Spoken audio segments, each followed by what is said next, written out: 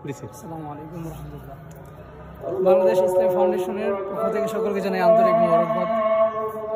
আমরা হাওর উন্নয়ন প্রকল্প নিয়ে কাজ করে যাচ্ছি, আপনারা সকলে জানেন। হাওরবাসীকে জানাই আমাদের অভিনন্দন। চলুন ইসলাম ফাউন্ডেশনের ভিতরে ঢুকতেছি, মসজিদের ভিতরে কথা বলি।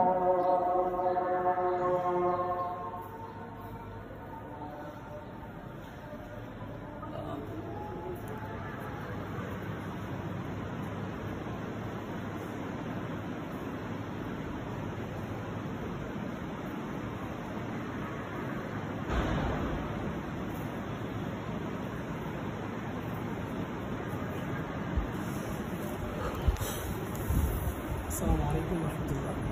প্রিয় দেশবাসী, যে যেখান থেকে দেখছেন সকলকে জানাই আন্তরিক মোবারকবাদ। এই তীব্র গরমের মাঝে দু একটি কথা বলবো। প্রথমত দুটা বিষয়। এক নম্বর হচ্ছে যারা বাইক চালান তাদের জন্য একটা বিষয়। দ্বিতীয় নম্বর হচ্ছে আমাদের মুসলিম উম্মাহর যে সকল মুসলিম নারীরা বোরকা পরেন তাদের জন্য একটা মেসেজ। এই দুটো মেসেজ প্রত্যেকের জানা দরকার। কোরআনের রেফারেন্স যদিও আছে, এখন আমি আনতেছি না। তো আল্লাহ রাব্বুল আলামিন কোরআনে এই যে আয়াতে বলেন, ওয়ালাকাদ কাররামনা বানি আদম ওয়া হামালনাহুম ফিল বাররি ওয়াল বাহর, যে আমি আল্লাহ রাব্বুল আলামিন আদম সন্তানকে সম্মানিত করেছি, তার পাশাপাশি তাদেরকে জলে এবং স্থলে তাদের চলাচলের জন্য বাহন দিয়েছি।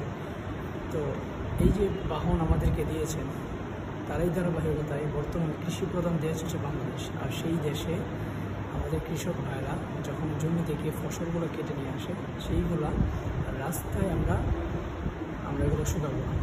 যদি রাস্তায় আমরা শুকাতে যাই যে কোনো ফসল, তখন হয় কি সাধারণ মানুষ যারা বাইক চালায় বা অটো চালায় তারা প্রতিনিয়ত ক্ষতিগ্রস্ত হয়। নাম্বার 1। নাম্বার 2 হচ্ছে প্রতিটা মুসলিম নারীদের জন্য প্রতি আহ্বান থাকবে, তারা বোরকা যখন পরে তারা গাড়িতে চলাফেরার সময় অটোতে বা বাইকে তারা যাদের বোরকাটাকে যেন ঠিকভাবে রাখে, এটা আমাদের পক্ষ থেকে আহ্বান থাকবে। এবং হাওরবাসীর উন্নয়নের জন্য আমরা প্রতিনিয়ত কাজ করে যাচ্ছি।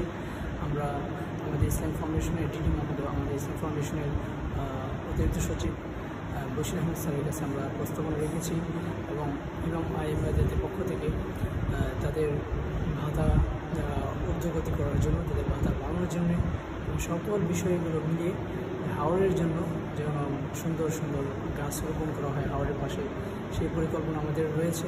তার পাশাপাশি আমাদের আরও পরিকল্পনা আছে হচ্ছে হাওরের রাস্তার পাশে যেন ছাউনি দেওয়া হয় তাদের সুবিধার জন্য, মানুষের সুবিধার জন্য।